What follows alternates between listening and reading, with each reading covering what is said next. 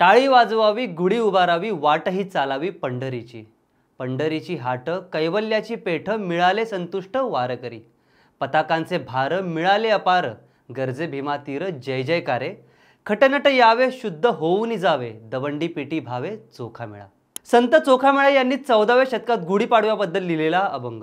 अनेकदा असा अपप्रचार केला जातो की छत्रपती संभाजी महाराज यांच्या बलिदानानंतर गुढीपाडवा हा सण सुरू झाला, कारण औरंगजेबाने गुढीपाडव्याच्या दिवशीच धार्मिक द्वेषातून शंभूराजांच्या शिराची गुढी तयार केली होती. पण हे सपशेल खोटं आहे. महत्त्वाचं म्हणजे वरती संत चोखामेळा यांचा जो अभंग मी सांगितला तो 14व्या शतकातला आहे आणि शंभूराजांची निर्घृण हत्या झाली ती 1689 साली. त्यामुळे गुढीपाडव्याची सुरुवात आणि शंभूराजांचं बलिदान याचा कुठेही ताळमेळ बसत नाही. पण दुसरीकडे पाहायचं झालं तर महाराष्ट्रभर साजरा केला जाणारा आपला भव्य दिव्य सण नेमका कसा सुरू झाला याची कित्येकांना अजूनही माहिती नाही. सण उत्सवांची ऐतिहासिक आणि सांस्कृतिक पार्श्वभूमी स्पष्ट झाल्यावरच आपलं सामाजिक ऐक्य अखंड राहू शकतं. आज आपण गुढीपाडव्यानिमित्त या खास सणाचा इतिहास जाणून घेणार आहोत. नमस्कार, मी सागर जाधव आणि तुम्ही पाहताय गाजावाजा.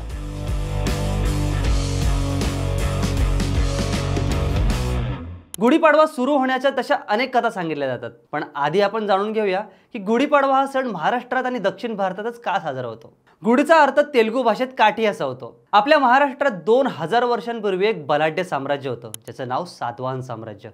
यांना महाराष्ट्राचे राजे असंही म्हटलं जातं. महाराष्ट्र, मध्य प्रदेश, कर्नाटक, आंध्र प्रदेश आणि थोडंफार गुजरात या भागांवर सातवाहनांचं राज्य होतं. आपण अनेकदा शालिवाहन शक ऐकलं असेल.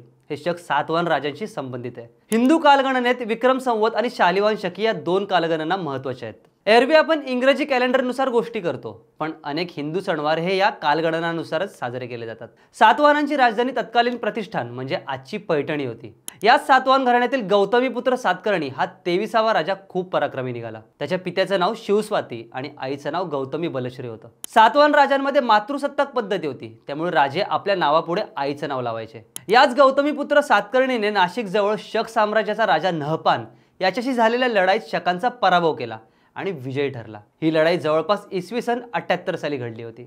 इतिहासकारांच्या मते याच विजयाचं प्रतीक म्हणून गुढ्या उभारल्या जाऊ लागल्या आणि हा दिवस सण म्हणून साजरा करण्याची पद्धत पडली.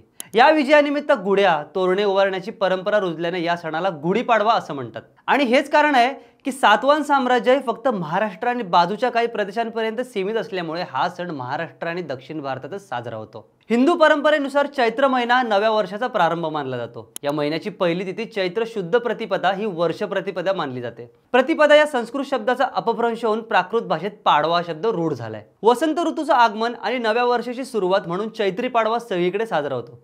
असं म्हटलं जातं की याच दिवशी भगवान श्रीराम यांचा राज्याभिषेक झाला होता. याच दिवशी ज्येष्ठ पांडव युधिष्ठिराचा जन्म झाला आणि याच दिवशी राजा विक्रमादित्य यांनी राज्य स्थापन केलं होतं. अजून एक गोष्ट म्हणजे याच दिवसापासून श्रीराम यांच्या जन्मोत्सवाचा प्रारंभ होतो. अशा कित्येक घटना या दिनाशीच निगडीत आहेत. आजचं गुढीचं स्वरूप तर सर्वांनाच माहिती आहे, पण त्यावेळी गुढीचं स्वरूप कसं होतं हे जाणून घेऊयात. सातवाहन हे कुंभार कुळाचे होते, म्हणून एक गाडगे म्हणजेच मडकं काठीला अडकवून तो उभा करून विजय साजरा केला जायचा असा काही ठिकाणी संदर्भ मिळतो. पूर्वी गुढीवर तांब्या किंवा कलश नाही तर गडू नावाचं जाड पितळाचं पात्र ठेवलं जात होतं.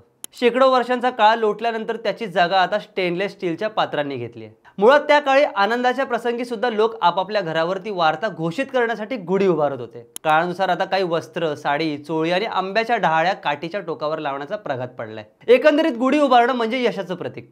संत साहित्यात तर गुढीपाडव्याचे कितीतरी संदर्भ आपल्याला मिळतात. ज्ञानेश्वर माऊली, तुकाराम महाराज, नामदेव महाराज, रामदास स्वामी अनेकांनी गुढीपाडव्याचा उल्लेख केलाय. पण तरीही अनेकदा गुढीपाडव्याचा संबंध जाणीवपूर्वक शंभूराजांच्या हत्येशी जोडला जातो. पण मुळात शिवकाळातही गुढीपाडव्याचे अनेक संदर्भ आढळतात. शिवचरित्र साहित्य खंड 1 या पुस्तकात गुढियाचा पाडवा असा उल्लेख आहे. मराठ्यांच्या इतिहासाची साधने खंड 20 या पुस्तकात एक 1631-32 दरम्यानच्या निवाडपत्राचा उल्लेख आहे. याचा मजकूर असा आहे की शके 1552 मध्ये कार्तिक पौर्णिमा ग्रामस्थ कसबे वाई यांनी ग्रहण काळी कडत ज्योसिक मजकूर यास प्रतिवर्षी पासोडी एक व गहू व गुढियाचे पाडव्यास कुडव एक देऊ म्हणून पत्र लेहू दिले. यास वर्षे तागायत 148 होतात. यामध्ये गुढियाचे पाडव्यास हा शब्द आहे, म्हणजे शिवरायांचा जन्म झाला तेव्हाही पाडव्याला गुढ्या उभारल्या जात होत्या. शिवकालीन पत्रसार संग्रह या पुस्तकात नारायण शेंडव्याने मुंबईच्या गव्हर्नरला लिहिलेले एक पत्र आहे. हे पत्र चैत्र शुद्ध 8 शके 1596 म्हणजे 4 एप्रिल 1674 आहे. या पत्रात नारायण शेंडवे यांनी निराजी पंडित पाडव्याकरता आपल्या घरी आला असा उल्लेख केलाय. म्हणजे ऐन राज्याभिषेकाच्या 2 महिने आधी पाडव्याचा सण महत्वाचा होता असं दिसून येतं. यावरून शंभूराजे यांच्या हत्येचा आणि गुढीपाडव्याचा काहीच संबंध नाही हे स्पष्ट होतं. शंभूराजेंची हत्या कुणी केली आणि कशी केली हे सर्वश्रुत असतानाही जनमानसात चुकीचा इतिहास पसरवला जातो आणि याला अनेक युवक बळी पडतात.